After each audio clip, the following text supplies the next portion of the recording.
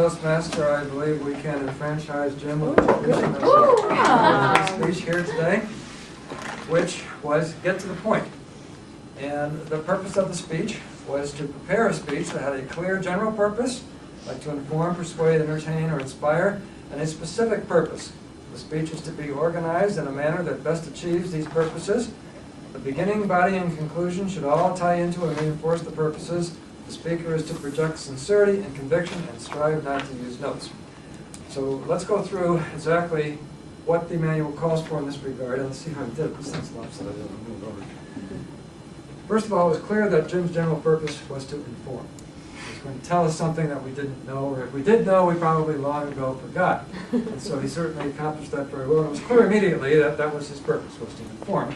It was also clear very quickly that the specific purpose was to acquaint us with the people involved in the signature of the Declaration of Independence. He gave us a history lesson, so to speak, and he did this very well. So again, general and specific purpose were immediately obvious as to what they were. We didn't have to wait until halfway through the speech to try to figure that out. So very good job in that regard.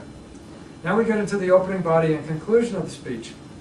In the opening, what we want to do in any speech is, like this in particular, is to tell them what you're going to tell them, then tell them, and then tell them what you told them. Well, you told us what you were going to tell us, and that's why the general and specific purposes were quite clear.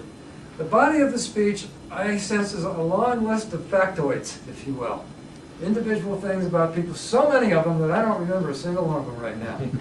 I think that, I know there's a lot of these facts, and perhaps if you had grouped them in certain areas, like ages, put all the age stuff first. You jumped around a lot from one, as you gave me this a copy of your notes, which is basically a laundry list. And so I indicated your body was kind of a laundry list rather than an organized structure. So I just say try to group the things that you're going to say together and just hit the high spots. Don't try to hit us with 30 or 40 things because it's tough in 7 minutes for our brains to absorb that many and do that. But the information itself was great, and I enjoyed listening to that. The conclusion, a couple of things. First of all, when you realized you had to conclude, you said, well, to wrap it up now, as we're getting close on time, well, we just lost 10 seconds right there. I'm in broadcasting, and I say things like that, I'm over time.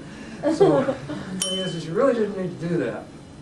And you could have actually used that time to conclude. Tell us what you told us.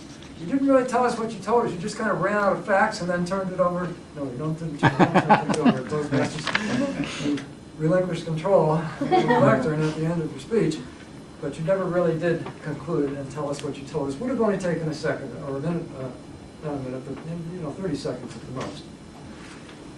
As far as not using notes, I don't think that's a fair requirement for this speech, particularly the speech that you made. You needed notes. You needed those facts. I don't have any problem with the fact that you use notes. I would have done the same thing in this instance. You'll have plenty of chances not to use notes later. Certainly the sincerity and conviction was there. You were sincere about what you were saying, and we believed in what you were saying as well. You did have a problem with Oz, but I'll let the outcomer deal with that, and I look forward to your next speech.